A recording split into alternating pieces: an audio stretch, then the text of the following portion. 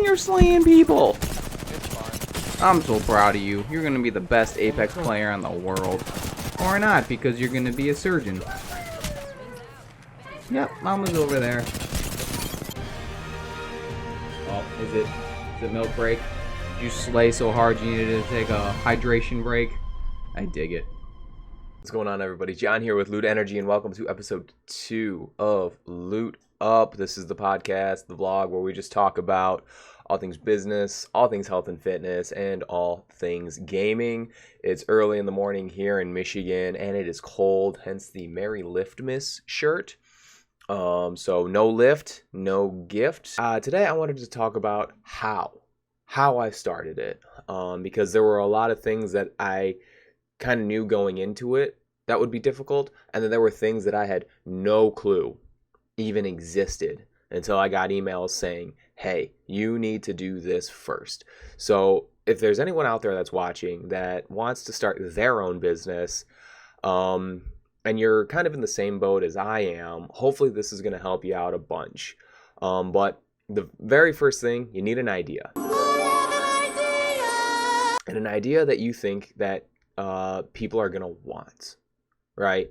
And for me, being in the health and fitness world, but then also being a part of the gaming community, or gaming world, esports, I noticed that there was a relationship between the two brewing.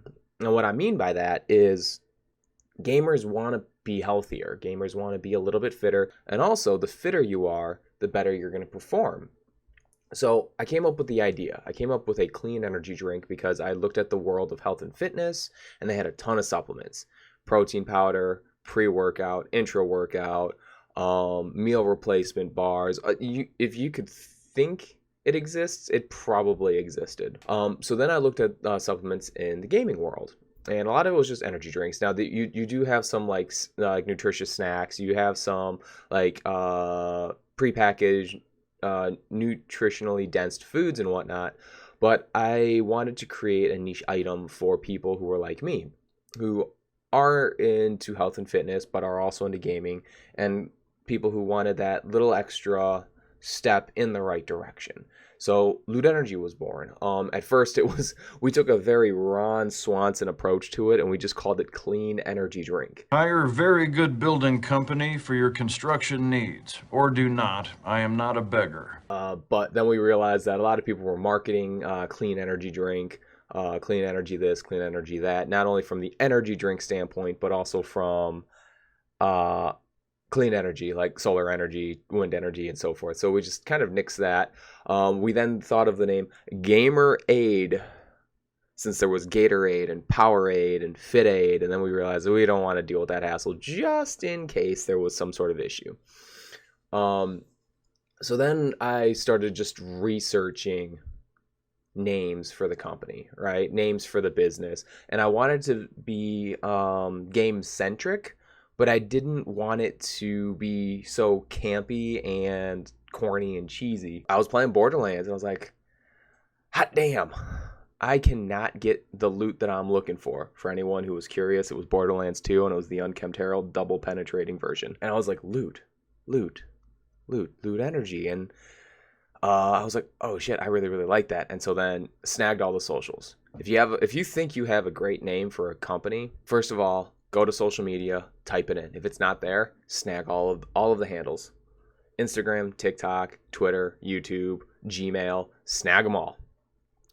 Even if it doesn't come to fruition and you go with something else, if you truly like that idea, make sure that you have that stuff saved for yourself. So I had the name, I had the research behind why I was doing it, and then it was just Googling how to do it.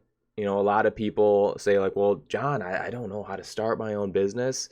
We have the world's worth of knowledge at our fingertips through our phone, through our computer, through our tablets, whatever. And there's this beautiful site called Google. Literally, the first thing that I typed in, how to start a business. And then once I started to kind of understand how that worked, it was how to start an energy drink business. Because I'm thinking, oh shit, I gotta buy the ingredients, and I got to get like the white lab coat with the silly scientist goggles, and I got to go to Amazon to buy a chemistry kit and all that stuff. That was not the case. I did not make this with a 7th grade chemistry set in my bathtub in my house. Instead, I discovered that there were food scientists. So I was really, really intrigued. I also was a little fortunate enough to know a business owner in my home state of Michigan who owns his own coffee shop. And I brought the idea to him. And I had met him through my health and fitness days when I was training people at a gym. He was a member, he was a client. We developed a pretty decent relationship. So I messaged him and I was like, hey, I have this idea.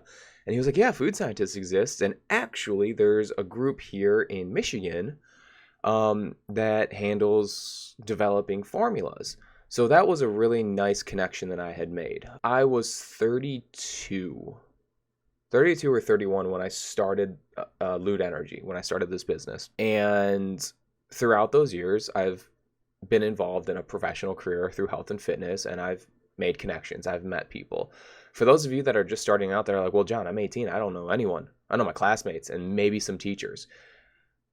Network and talk to everybody you know. If you're going to college, I know that it's middle of October right now, but talk to everyone, because you will not know who you will be talking to 5-10 years from now. Case in point, my freshman year of college, 2007, I was a freshman. I had an RA, and the RA and I were friendly. I wasn't really much of an issue, other than fun fact about me, I used to do parkour and free running. Parkour! More than 10 years later, as I started this company, that same RA, I found out, is a lawyer in my hometown. Not only a lawyer, but a business lawyer. So I called him. He remembered me and I remembered him. It was a no-brainer. Hired him right on the spot to formulate the LLC and to deal with all of my legal stuff. It might sound stupid when I say talk to everybody. And you might be shy. And I totally respect that. And I totally get that. And if you're shy, try talking to one person a day. One person in your class. You never know who is going to come back into your life in a way that is going to help perpetuate your dreams moving forward. I knew my lawyer from college. This guy who runs his own coffee shop, he was a client of mine through health and fitness who also knows the food and beverage industry. So he got me hooked up with these flavor scientists, and a year of testing, we developed the recipe. So that's kind of like how it started. And along with how it started, there's a ton of other stuff that we need to talk about, like capital. Where did I get the money? How did I raise money to do a pilot run? Because the pilot run was around $8,500. So the first thing, and this might seem like a no-brainer, but I saved a lot of my money. I don't really buy stupid shit. I don't buy things just to buy things. I'm driving a 2005 Toyota Avalon with about 250,000 miles on it. I have no desire to upgrade my car until that car breaks down on the highway. But that's what I'm getting at. Like, I don't buy frivolous things. I don't buy stupid stuff. Like, I make my own coffee every morning. You know, a bag of coffee for me costs about $13-14 because I really like coffee. I grind it myself. I brew it myself. And I probably have 2 cups of coffee a day. And so what I'm spending on coffee is significantly less than if I were to go buy a coffee drink every single day, maybe twice a day. There's a gentleman I know that buys 4 coffee drinks a day. That's a lot of money that you could be saving. In the moment, it doesn't seem like it. $5 for a drink here, $5 for a drink there. But like, if you're drinking 4 premium coffee drinks a day, that's $20. If you're doing that 5 days a week, that's $100. If you're doing that 5 days a week for an entire month, that's like $400. That's $400 that you could be saving. So saving money was a huge part for it. Not buying stupid stuff was also a really huge part for it. But that wasn't enough, right? I think one of the greatest things that my wife and I did to save money is out of college back in like 2013, 14. We moved back in with her parents. You know, her parents were gracious enough to say, you know, we understand that you guys have student loan, rent is high, y'all are just starting out. Why don't you move in with us? We lived with them for 4 or 5 years. Two of those years we were married. We were a married couple living in our parents' basement. But we didn't give a shit because we were saving money. We knew we wanted to be homeowners. We knew we wanted to start a family. And we knew it was going to be a lot easier to take the judgment now and have all the people say certain things about us behind our back for 4 or 5 years. And then look at us now, though. We have our own home. We're able to stay current with the mortgage. We're able to pay our bills. We have a family. We have a beautiful little girl. So those 4 or 5 years of living with her parents and people talking shit and saying like, oh, you shouldn't be doing that. Isn't that a step back? No, it was smart. So if you're in a situation where rent is super high and it's bleeding you dry and it's making you live paycheck to paycheck, maybe consider moving back in with your parents. You know, and if you don't have a really good relationship with your parents, maybe get a group of friends together. You know, there are always going to be options to help you save money. It's just, are you willing to take that, quote, hit? It helped us save money, and it helped me start my business. I had the idea. I brought it to my friend. He brought me to the food scientists. We talked a good year of formulating the formula, and we got to the point where we were extremely happy with it. And then the next part was, okay, we have the formula. Now we need to figure out who can can it. So again, the guy who owns the coffee shop was a really, really good point of contact that I had met, because he at that point had also canned a cold brew drink for his business. So he knew the canners to go to, hooked me up with them, talked to the canners. The canners gave me the quote for what we needed. And then at this point too, we needed to create a label. We needed to create a logo.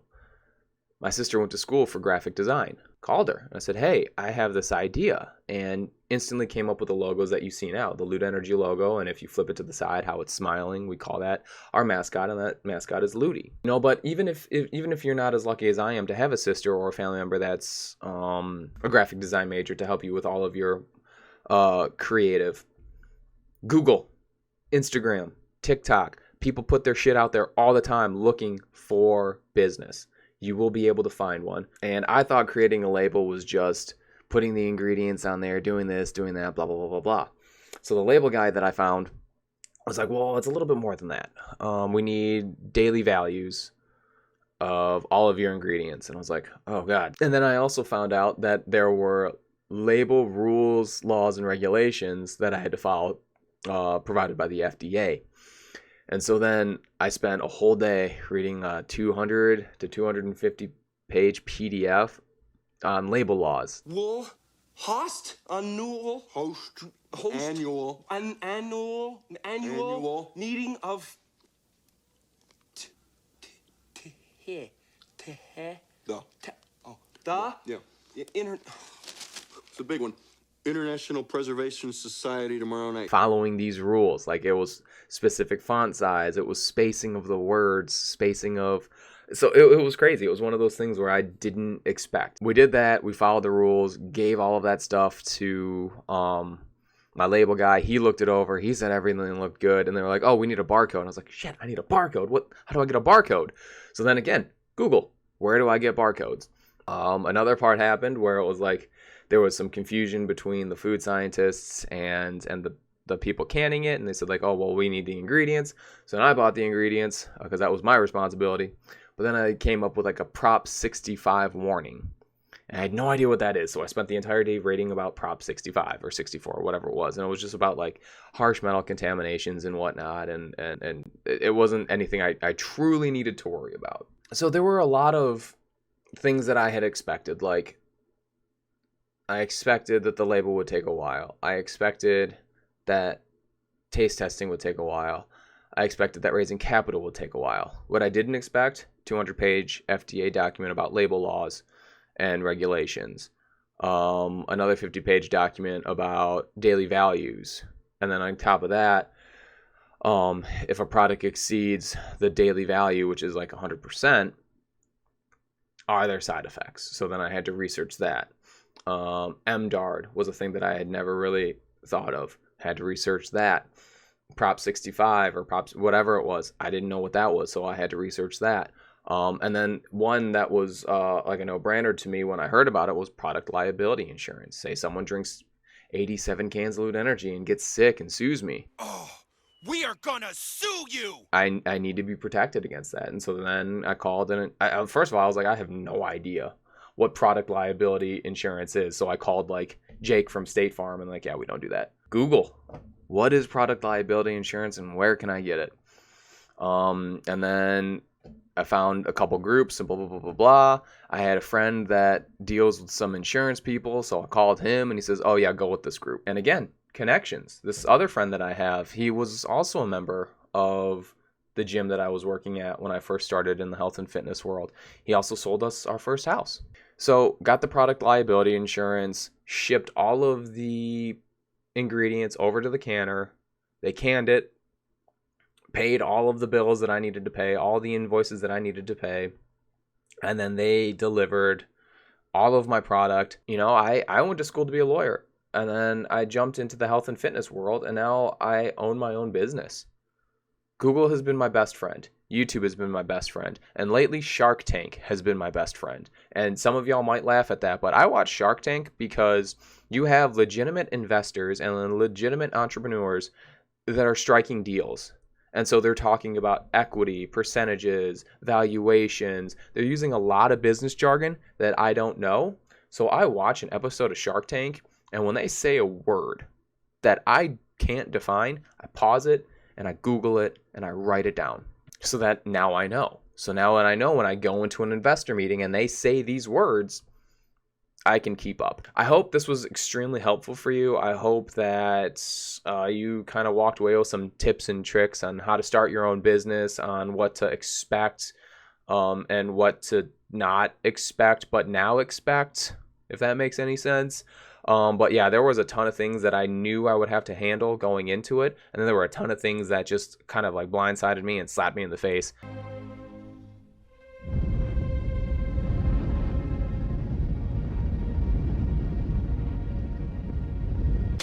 If you liked the information that I am sharing with you with business, health and fitness, and gaming, consider hitting that subscribe button.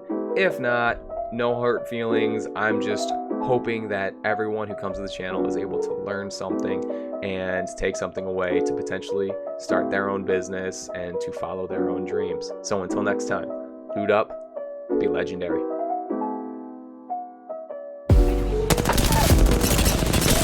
Knocked one, knocked Falcon. I'm getting sucked.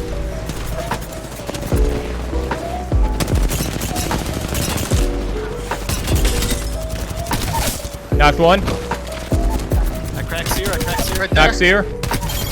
Nice, Let's go. Clutch.